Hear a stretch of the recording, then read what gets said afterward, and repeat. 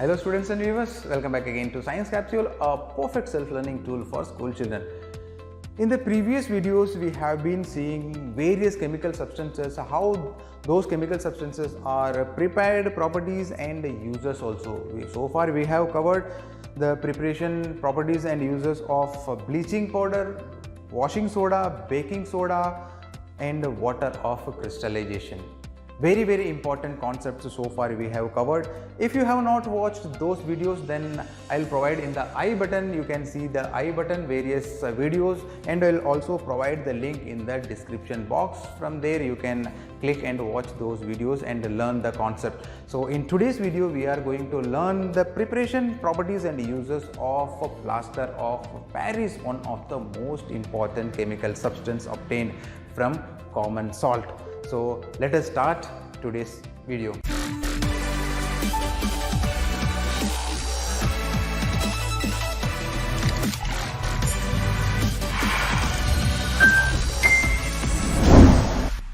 Let us understand the preparation of plaster of Paris. Before that, we should know the molecular formula of plaster of Paris. It is CaSO4 dot half H2O. We know that half H2 here, dot half H2 is the water of crystallization, which we have already discussed. Now the chemical name of plaster of Paris is calcium sulfate hemihydrate. Here hemi means half.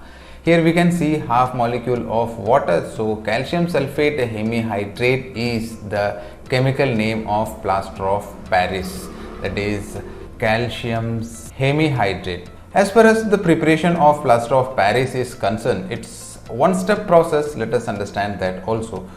Here when gypsum, molecular formula of gypsum is CaSO4 dot 2H2O. Here 2H2O is the water of crystallization. Again, when it is heated in a controlled manner by controlling the temperature, keeping the temperature at 373 Kelvin, here CaSO4 dot H2O is gypsum. When gypsum is heated in a controlled manner at 373 Kelvin, what happens? 1.5 molecule of water is removed and only half molecule of water is left behind with calcium sulfate. This we call it as plaster of Paris. So here plaster of Paris. So this is how we can prepare plaster of Paris. So this is one step process, very simple preparation, that is when gypsum is heated at 373 Kelvin, then 1.5 molecule of water is eliminated, leaving behind half molecule of water with calcium sulfate, which we call it as plaster of Paris. Now you may be asking, what happens if we heat gypsum greater than 373? Suppose if it is heated at 400 Kelvin, then what happens? Upon increasing temperature, all the water molecules will be removed. So here we will get CaSO4 plus 2H2O. Here no water molecule is exist, right? We call it as anhydrous calcium sulfate. Now let us learn some of the properties of plaster of Paris. When we talk about plaster of Paris, the first important property is it is a white powdery substance.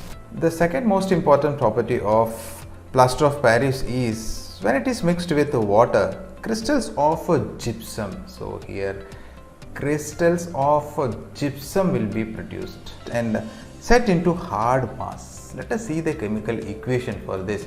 We know that CaSO4 dot half H2O is the molecular formula of plaster of Paris. When it reacts with 1.5 molecule of water, this can be written as 1.5.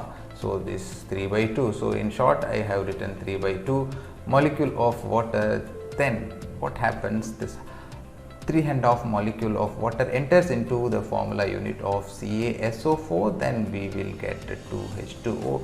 This is gypsum, and this crystals of gypsum sets into hard mass, and this process is exothermic. That means during this chemical reaction, lot of heat is generated. So this is the second property of plaster of Paris. The third one is when plaster of Paris is heated at 473 Kelvin, It forms anhydrous calcium sulfate, which is known as dead burnt plaster of Paris.